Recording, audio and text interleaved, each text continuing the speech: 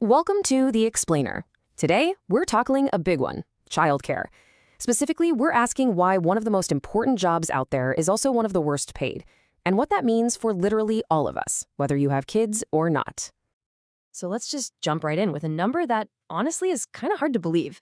On average, a childcare worker makes about $13 an hour. A parking attendant? They make more. Now, no disrespect to parking attendants, but this one simple fact tells you pretty much everything you need to know about our society's priorities. It's a shocking way to value two very, very different jobs. So this really brings us to the big question, right? How did we get here? Why is a job that is so fundamental to our society so undervalued? That's what we're going to unpack today. All right, so to really get to the bottom of this, we have to start by completely demolishing a huge myth. The idea that this job is just babysitting. Okay, look at this list. De-escalating tantrums, spotting developmental delays, preventing injuries. But here's the thing, this list is kind of misleading because it makes it seem like these things happen one at a time. The reality, they're all happening at once. You're a therapist, a medic, a diplomat, and a lawyer, all at the same time in the same room while trying to keep a dozen small humans safe and happy. This isn't just a job, it's a high-wire act that requires some seriously advanced skills. You know, one source put it in a way I just can't get out of my head. It's crisis management without a crisis. Think about that. The entire job is about constantly preventing disasters from happening. It's the state of nonstop, high-stakes vigilance. So this incredible mix of skills, this deep well of patience, emotional strengths, and conflict resolution, it actually has a name. It's called the temperament gap. It's a specialized expertise. But here's the catch, and it's a big one. We as a society tend to just write this off as, oh, they're just naturally nurturing. And by doing that, we massively undervalue it. To be blunt, we exploit it. Okay, so if the skills are so advanced and the work is so intense, what gives with the low pay? The answer, according to the research, is, well, it's pretty uncomfortable. It's rooted in something called the children aren't people fallacy. And yeah, it's about a lot more than just undervaluing the work. And you can see this logic play out even in really high-paying jobs. Just look at this. We pay pediatricians, who are literally tasked with keeping our kids healthy and developing, way, way less than we pay surgeons who fix broken bones in adults. The message we're sending is pretty clear, isn't it? We value fixing problems in adults more than we value preventing them in children. And that really gets us to the absolute core of it. We have a systemic problem of devaluing children's well-being. We treat them like they're adults in training or just a cost on a balance sheet, not as actual human beings who are worthy of investment right now. So this isn't just about one job's salary. It's about a fundamental blind spot in how our society operates.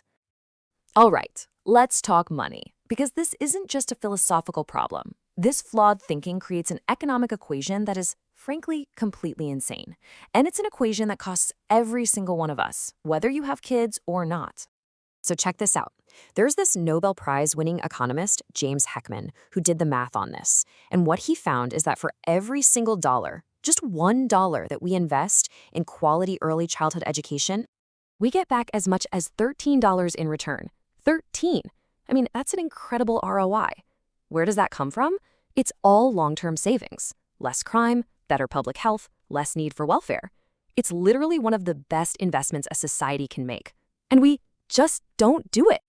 I mean, look at this comparison. It says everything. We will pay someone $13 an hour to help raise a 4-year-old, but we'll spend over $100,000 a year to imprison a 16-year-old. We are paying for our fears instead of investing in our values. We're spending a fortune on the back end to fix problems we could have prevented for pennies on the dollar on the front end. It's not just bad math, it's completely backwards. So, okay, the problem is clear. The economics are upside down. So what's the solution? How do we actually fix this completely broken equation? Well, one proposal on the table is something called the National Childcare and Educator Investment Act. And the core idea here is really powerful. It's to completely reframe the conversation. Stop thinking about childcare as just some private family issue and start treating it like critical infrastructure, just like roads and bridges, before our people.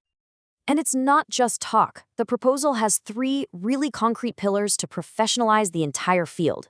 First, you raise the pay to a living wage that actually respects the skill involved. We're talking a minimum of $25 an hour. Second, you give them real benefits, health insurance, retirement. And third, you give them the same kind of liability protection that other essential professionals get. You treat them like professionals. And let's be really clear here, this isn't just a thing for parents. This is an economic plan for everyone. Because when you do this, what do you get? A direct return on investment for every taxpayer. You get lower crime rates, a smarter, more productive workforce for the future, and a smaller tax burden down the road. This stuff strengthens the entire economic foundation for all of us. So, when you boil it all down, what this really calls for is a massive shift in how we think. We have to get past this idea of babysitting and start seeing this work for what it actually is. It's nation building. Nelson Mandela said, "The measure of a civilization is how it treats its children." And that really hits home, because this isn't just about spreadsheets and ROI. It's a moral question. What we choose to pay for, what we choose to value, that says everything about who we are. And that leaves us with one final question.